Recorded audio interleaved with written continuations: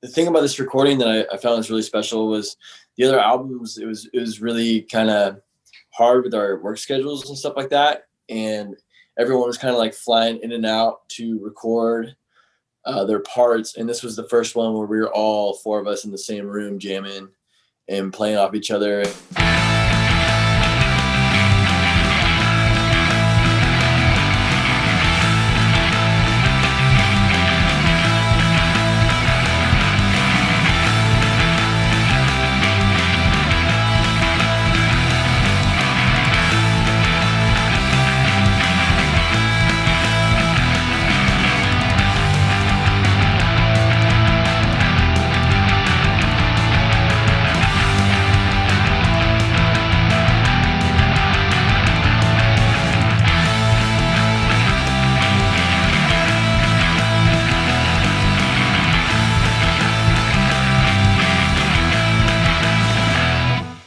Hey, Hunter and Tristan from Decent Criminal. How are you guys doing?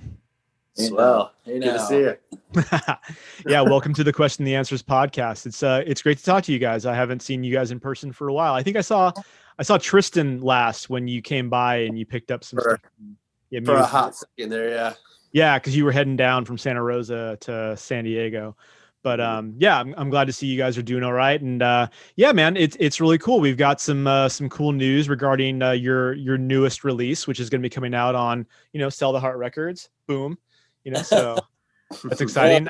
Yeah, this new EP is going to be something else. Tell me a little bit about like what you're really excited about this EP. I think there's just we did a lot of new stuff on this one. There's songs with like drum loops in it. There's songs with like Mellotron in there and like backwards guitar and all kinds of weird shit. And then there's just one that just jams. So it's new music is exciting always. I'll say that. That's it. Yeah.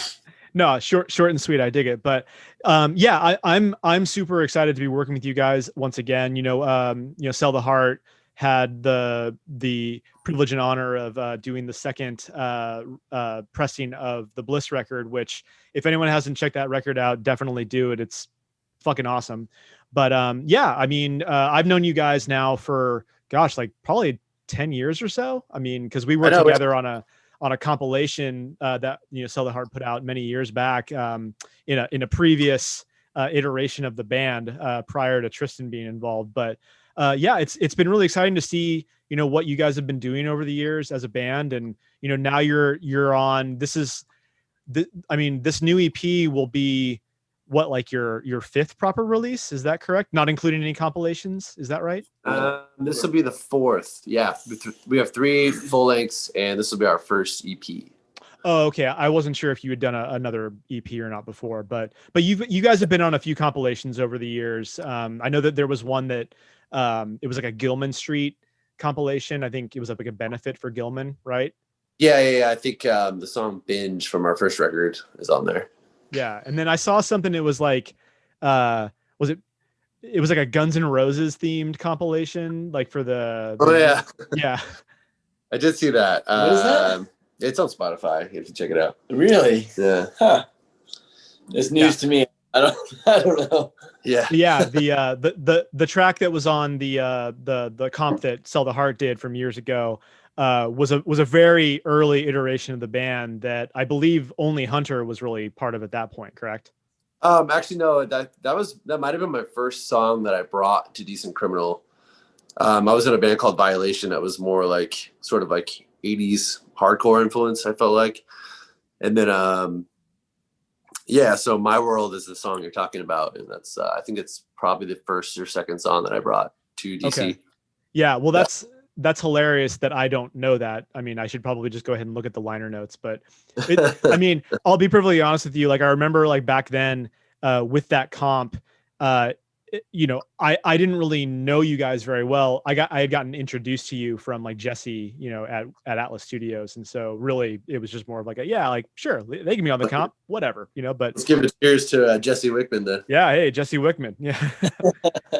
Great guy. Oh yeah. Yeah, well, he's a fucking great drummer, and he was in the band Nuisance, for years. I mean, shit, they're like, legendary, Lookout record bands. But did you ever see with Shelby Cobra?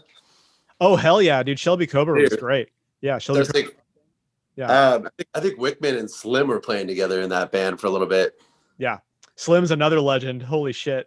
He is a fucking legend. You guys are a Yeah. total legend. Yeah, Santa Rosa represent, right?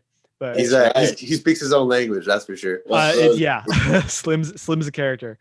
But yeah, so you two are now living in San Diego after having grown up in like the North Bay area of California. And at this point, you guys are kind of a remote band in some ways because your bass player, Jesse, lives in the LA area. Is that correct?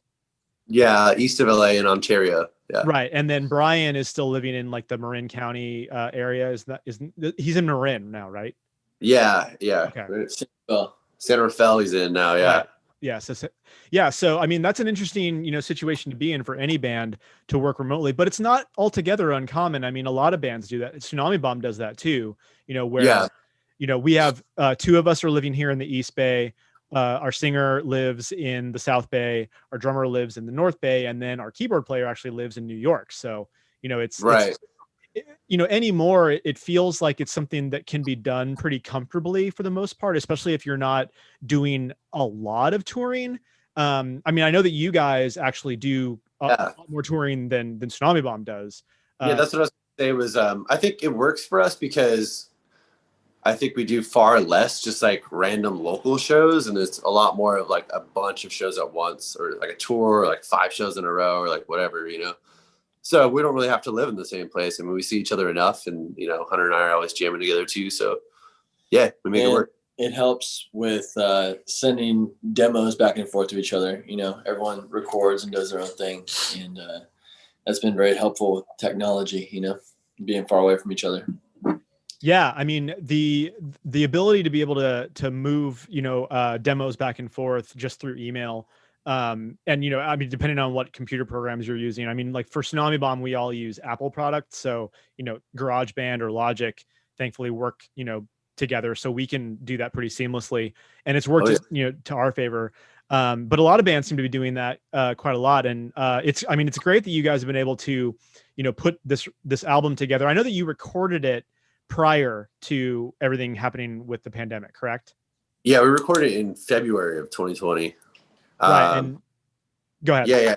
Then we ended up, then COVID happened in March, obviously. And then, it wasn't until about, I think June or so that we kind of started working on it again. And we mixed it via Zoom, basically. I mean, Scott did the majority of it, but we like to tinker with our crap. So there's a lot of just like me, Brian and Jesse and, Hunter on calls, just like listening in and, change this, change that, yada, yada.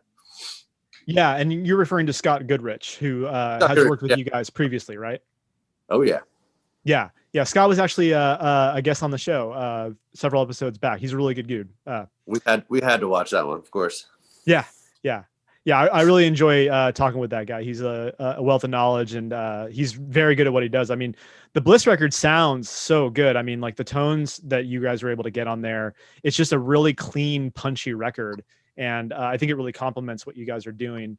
On this new EP, it, like you mentioned, it's a little bit of a deviation in some ways from what you've done in the past where, you're trying to incorporate other elements. I mean, was there like any kind of real, I guess inspiration for that, or like, I guess like what motivated you to kind of like take this somewhat different approach to the production?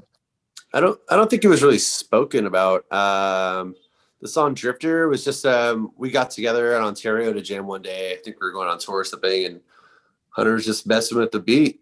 And then I just like came up with a guitar riff and went through that. And then Brian was kind of working on the song that ended up being Reap, and they kind of just like worked together, and they both kind of need to be not just like a banging, heavily distorted, type of vibe. So I think it's cool. They just work together. And then Bizarre is more straightforward and kind of just like boppy, so there's no really plan to it. I feel like it was just we just did what we felt was best for those songs as individuals.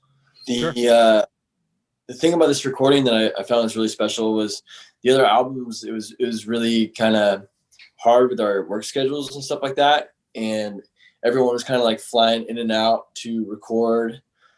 their parts. And this was the first one where we were all four of us in the same room jamming and playing off each other. And songs like Reap, where it's like, it's all feel, you know, there's no click track. We're just like jamming it off each other, and just has like a good groove to it, good feel. And I was really adamant about that, and like wanting all four of us just to be jamming in a room. And Yeah. I like that feel.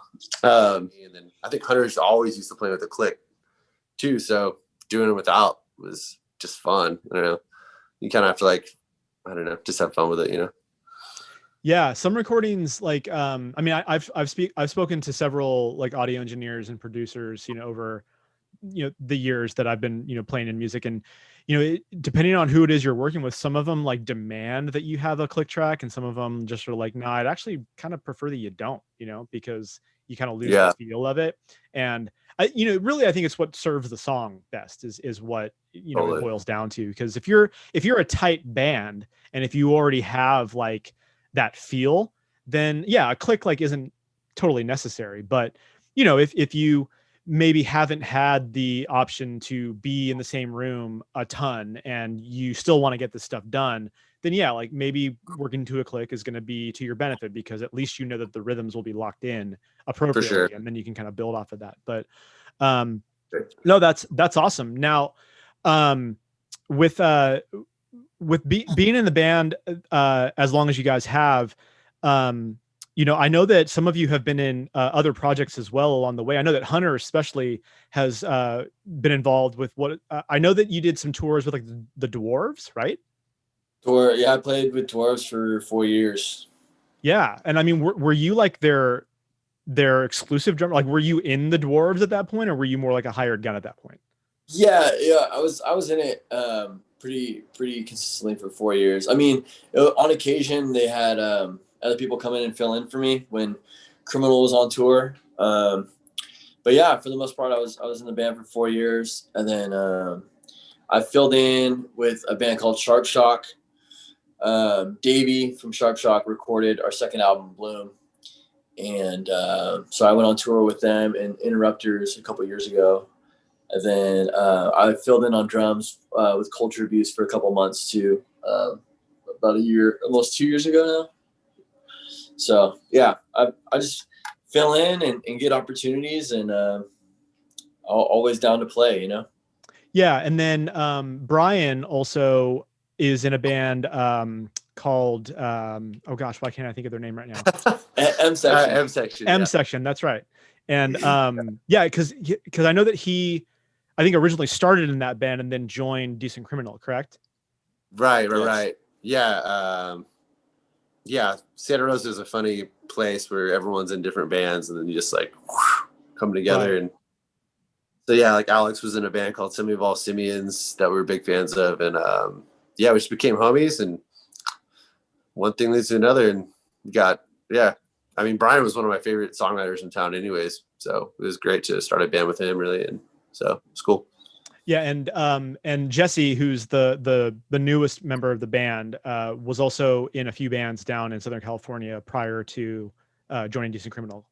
Yeah, I'd seen him play with Casket, so when we needed a bass player, he was like my first go, because he's a ripper. And then nice. He played in a band called Old Rivals too.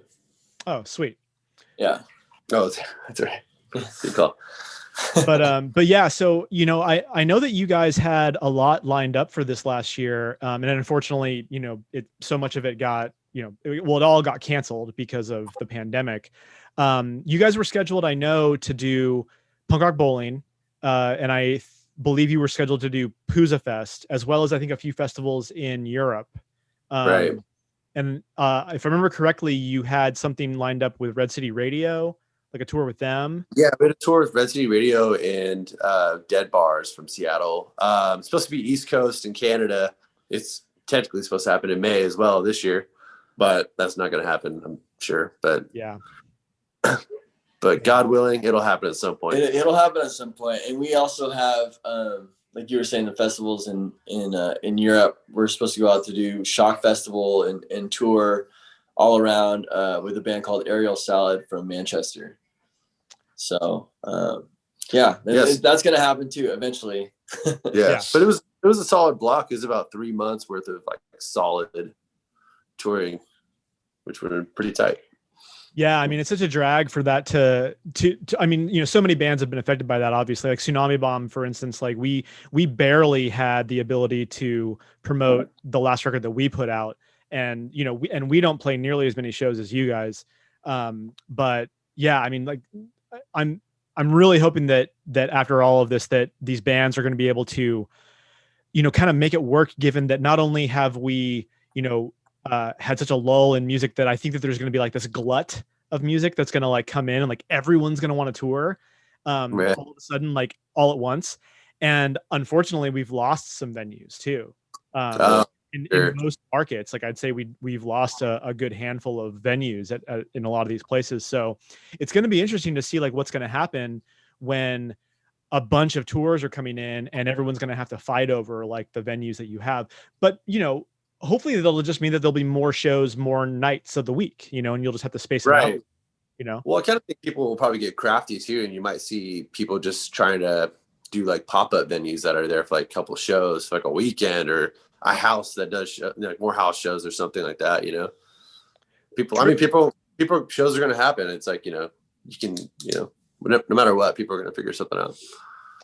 Yeah, that is true. I mean, I hate to say it, but there have been shows happening. You know, some people are like trying to do like guerrilla style shows in like basements and stuff. And I mean, I don't agree that those should be happening at all. That's just my opinion. But it is wild. I mean, after getting COVID, it's not tight to give that to somebody. It sucks.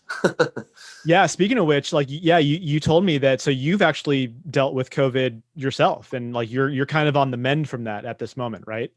I mean, I had it, I got it like a week before Christmas. So it's like mid-January now, but, yeah, I mean, yeah, it definitely sucks. It knocks you on your ass at least knocked me on my ass for like 4 days.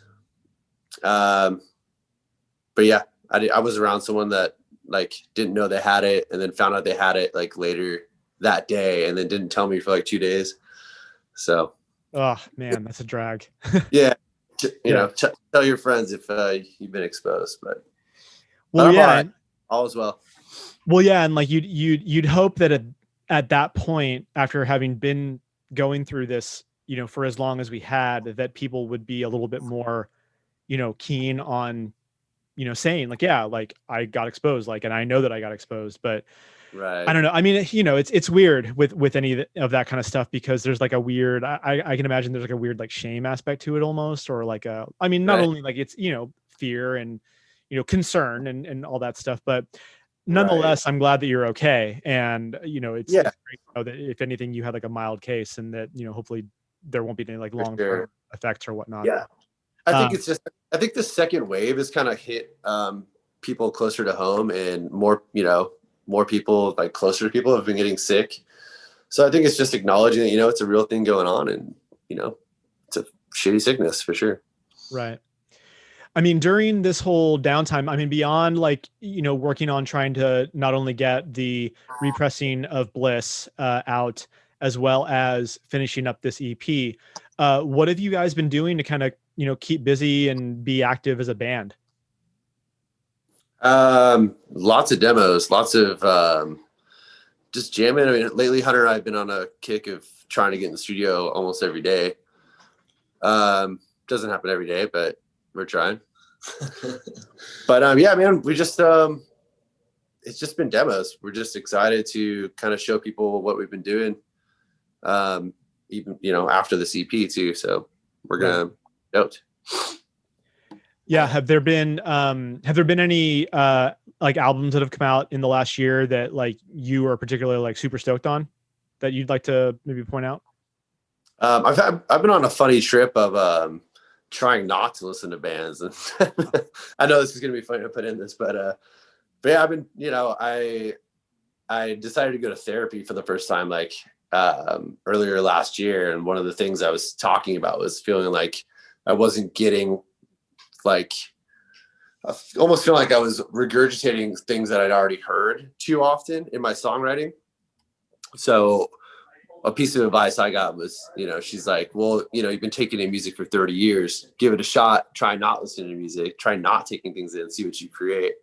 And so that's kind of what I've been doing since like last year. So it's been a funny thing for me. But I know there's been a lot of rad shit. I've listened to some things, but like, I don't know. You want to take that? Yeah.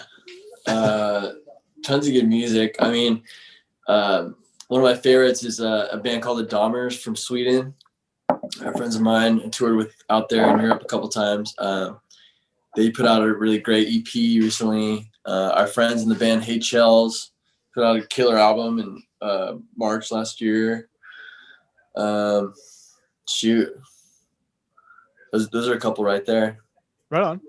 Yeah, And I mean, Brian's band M Section put out a record not that long ago too, and it's brilliant, man. It's just hardcore and technical and everything you want in a punk band, I think, right? Yeah, it's cool. And another EP I checked out was the Shut Ups, or fucking Hadley's gonna hate that. Shut Ups. Know the Oakland. Yeah, fucking cool band for anyone from the Bay that hasn't checked them out yet. Yeah, tight. Yeah, I didn't realize that M Section had put out a record. I'll have to check that out. Absolutely. I want to mention too, sorry. My friend Crow Jane put out her solo record this year, and it's brilliant. That's another thing to check out. That is a good one, yeah. And it's I don't even know how to describe it, but she's an artist. Like it's just a piece of art. You know what I mean? It's like artwork, really. There's what you do, and then there's artists. I mean, no, she's actually like an artist, like paint and all that stuff. But like, actually, oh my god, we better cut this part out. I'm just kidding. No, that was good. It was good up to there. Anyway, that's a good record to check out. Nice. I think it's really interesting that you bring up that piece of advice that you got from your therapist about maybe not listening to music for a while. Right. I mean, I think that's kind of brilliant, you know, in a lot of ways, because, you know, it's not to say that I think every musician does this, but I think that is a thing that happens quite a lot, you know, where you end up kind of taking in all this stuff and then just regurgitating it out in a different way.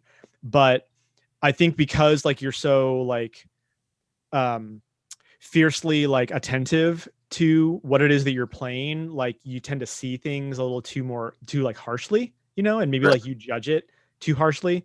But because I know that I can do that. Like I just started taking like formal guitar lessons for the first time, like cool. like last year, you know, and Yeah. you know, like it's been an interesting experience, like knowing just how not good at guitar, like in like a formal sense, I actually am. You know what I mean? Yeah. Guitar's funny because you just like, you know, you're never too good. You know, I mean, it's funny. I don't know. I think I'm in a place where I'm like comfortable with my playing and I don't care about being the best guitar player. And you watch guys like Brendan from like fucking Mercy Music who just fucking flies, you know? And you're just like, damn. I mean, you know, not that I like feel incompetent as a guitar player by any stretch, but it's like, you know, I'm not trying to be the hardest ripper out there. Well, right. And I think that there's, you know, a distinct line. I mean, there is a distinct line between being able to write a good song, but also play guitar well, you know, because, Right. you know, if as long as you understand like chords, you know, and have a decent ear, you don't have to have like a ton of formal training to be able to write a good song. I mean, that's been proven time and time again. Oh, for sure. Look at the Ramones.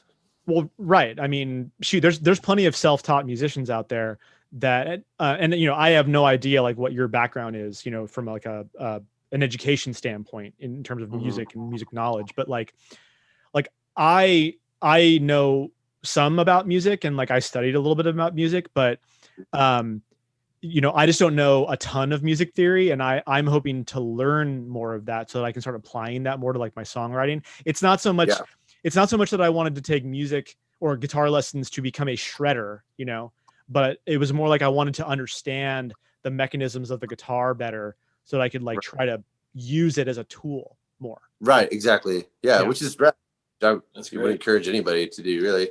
Yeah. You know, the point of like the exercise of not trying to listen to music is like, it's not like I'm going to try to find some like fucking music that no one's ever heard of or some bullshit, you know, like I'm just, you know, it's just cool to it's just an experiment with myself, I think, just to try and see what I come up with without, actively like, fucking blowing through Smashing Pumpkins records or like whatever the fuck stuff I love. Like, just see what you get without, because I feel like, yeah, I'm sure we've all done this where like you catch yourself like, oh, I know exactly where I ripped that from with like subconsciously, Oh, absolutely. Or there's bands like Oasis where like Noel's got like, yeah, I've straight up lifted that, made another song out of it. And I don't care. Like I'm not original. I'm just good at crafting things together, which is also tight. Any way you do it's tight. It's fun. Yeah, I think like there are some bands that I think have such a big catalog and have had such a huge influence in terms of like their aesthetic that it's kind of hard to avoid, like, for sure. Like a band that comes to mind right off the bat is Bad Religion. Like there are so many bands that have songs that you automatically just associate Bad Religion with. And it's because of that, it's like that. It's just that standard Bad Religion sound, which it's great. People love Bad Religion. I love Bad Religion. But I know that when I've written a song before, I'm like, oh shit, that totally sounds like Bad Religion, and should I beat myself up for it or should I just go with it? I guess it comes down to like who you're writing the song for. Are you writing it for you or are you trying to target an audience, Yeah.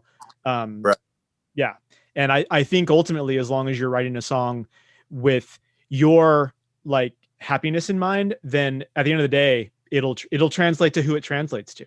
It kind of doesn't matter. Yeah, I think that's the most important too. Is like, make what you want to make, and if people like it, that's rad. But it's not really like I don't ever set out to like, oh, I'm gonna, we would probably sound like a different band if I was just trying to be like, all right, yes, let's just sound like what's gonna sell, like something, and sure.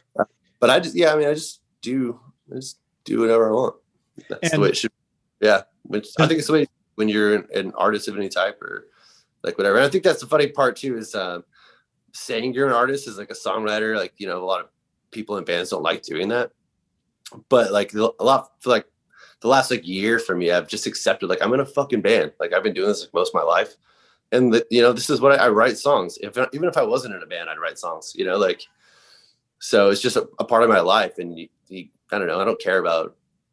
I don't know if it sounds pretentious to say you're an artist, but it's like that's my art. That's what I do. So I think it's cool for people just to fucking accept that and do your shit. Right. Right. In the band, does everyone kind of take a part in songwriting, or are there like maybe one or two core songwriters? I think as far as core songwriting goes, it's been about 75 to 80% me so far. Brian's always offered like 2 or 3 songs per album so far. I think for the new stuff we have coming up, it's probably going to be like close to a 50-50 record, which I'm excited about.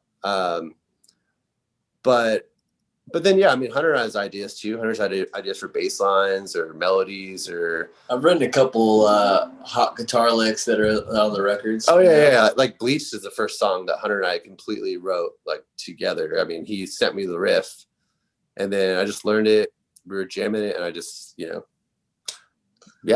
just did it. So that was cool. Jesse too. Jesse always sends ideas too. Yeah, that's what I was gonna say too.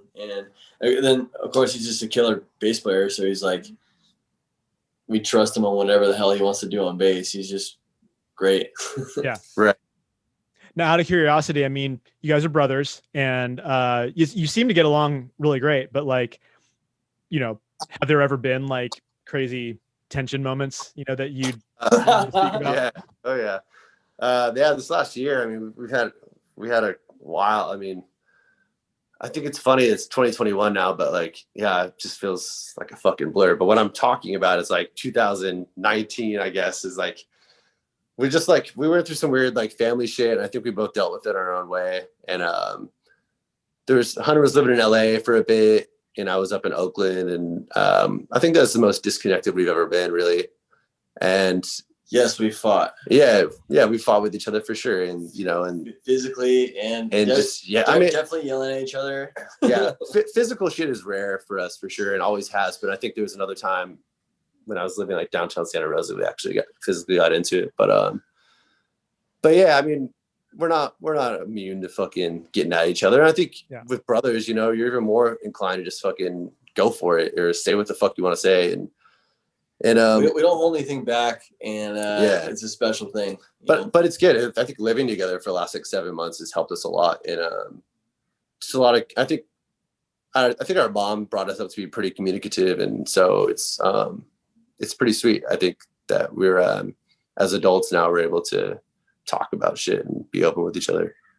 Yeah, I think I think that that's totally like, yeah, spot on. Like I have a brother, and you know we lived together for many years post growing up. Like we went to college together and like ended up living together for a while, and like, you know, tensions got a little high, and you know I've been there, and in some of the bands that I've been in, like I've witnessed it, where it's like, you know, you have people that aren't even related, but you know, anytime in a band, like there could be like, you know, that weird night where you're just like, bah, and then like you get at each other's throats, and it just gets gnarly. But well, it's just cool. I mean, like even like Brian too. Like Brian's been my friend for like 10 plus years now, and like, you know, well before we were in a band together, and you know, he's like a brother to me. So, and same with Alex too. Alex was like, you know, we were really close, you know, in the time he's in the band, and you know, I still, you know, he's still like my brother. I don't see him as much anymore, but you know, he'll always be like a brother. Yeah. Yeah. Well, yeah, I think that that's like a certain kind of special kind of band dynamic when you have somebody who's related to you in the band. And I mean, it's great that you guys are able to make it work. But on to my like last question that I'm going to throw out to you. And you know, I gave you a little bit of a preview of it so you could have a chance to kind of think about it. But if you guys were stuck with only 5 records for the rest of your lives, what would they be? I decided to switch this up a little bit. Okay. Because we know it's part of the show. I chose 5 albums for Hunter to take. I'm going to make him a sweet little basket he could take with him on his desert island. Okay. All right, so I'm going to give Hunter Insomniac, Green Day. Okay. I'm giving him Hard Day's Night by the Beatles. Classic. I'm giving him Leave Home by the Ramones. Classic. I'm giving him Sublime, self-titled, 96. That's right. And I'm giving him John Lennon, Imagine. Okay. Yeah. That's a cool record. That's a cool collection. I think you like that. He missed Amy Winehouse. So I gotta have Amy with me. You know what I mean? Yeah. She's the shit. Okay, 5 for you. Yeah. That's tough. I didn't write anything down. This guy wrote it down. All right. I'm gonna say Smashing Pumpkins, Melancholy. A nice long album to have, you know. Right. Yeah. I'll pick I'll pick Beatles, Sgt. Pepper. Yeah, that's good. Velvet Underground. What's that album called? Taking Loaded, or are you taking Loaded? Okay. Loaded. What? T-Rex, The Slider. Nice. Thank you. And then probably Angel Olsen. Oh yeah. Woman. That's a good one. That is one of my favorites. Nice. That's a good dynamic list, and I appreciate that you guys like kind of spun this on his head and picked for each other. I thought that was really cool. Yeah, I thought that might be sweet. Yeah, that's tight. Well, yeah, I mean, I appreciate you guys coming on the show, and I'm excited, you know, to get this new EP rolled out. I'm stoked to be working with you again, and you know, hopefully, maybe by the end of the year, you'll even have more material to be putting out. I mean, I'm guessing that that's kind of like in the works. I'd say 100% there will be something recorded this year. I don't know if it'll come out this year, but yeah, we've been cooking for sure. Cool. And I mean, just so everyone knows, like the official release date right now is, I think, Friday, March 5th, right? For the EP. March 5th for the EP. Oh yeah. Yep. So we'll be rolling out a couple of singles. The first one is Bizarre, which we're going to have the video for that at the end of this broadcast. So stay tuned for that. Want to give a little idea of what the inspiration for the video was? Just something very simple. It was like I was thinking about how many people we usually see on the road, in the, in the span of a year. And, there's a lot of people that I would have seen 3 or 4 times already in the last year and didn't get to. And so we just did like a simple, like, hey dude, cheers. Like, here's me opening a beer. I don't care. Like, send it to all my friends, people from all over that I've met over the last several years touring, and people that I love very much and have a strong connection with. And, I just said, if you guys want to send one back, cool. I don't even care what you're drinking. It doesn't have to be beer. I got a lot of sober friends and stuff. And just a matter of just saying, hey, and here's a clip of me, just to see everyone's face. And I had a lot of people reach out and be like, dude, it's so good to see you. It's been so long. I miss you. And that's really cool. And I felt good. And I just said, okay, maybe we should just make this the video. All of our friends, all the people that I really care about, really enjoy, and can't wait to see. Yeah, I think that's great. I love it. Well, shoot, I'll talk to you guys real soon, and take care. All right. Thanks for having us. Yep. Woo! Yep, yep, yep, yep, yep.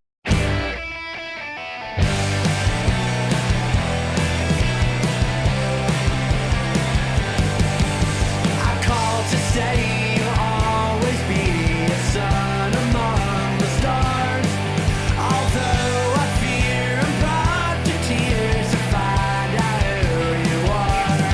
Let's laugh and photograph the world, take turns and watch them burn. And it's all the same to me. I could not repeat.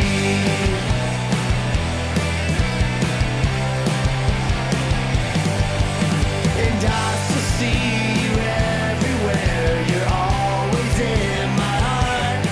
But no plea, no call, don't speak at all. You truly are bizarre. Let's laugh and photograph the world, take turns and watch them burn. And it's all the same to me.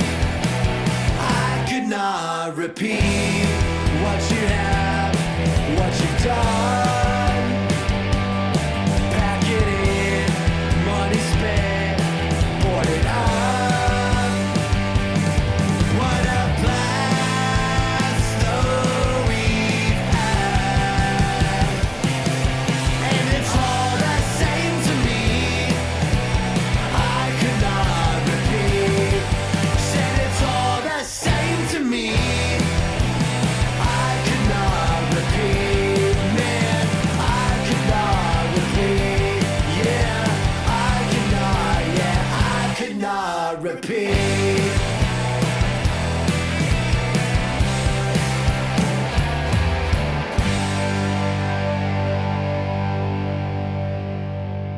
Oh, ain't it bad how both our bands are fucking sick?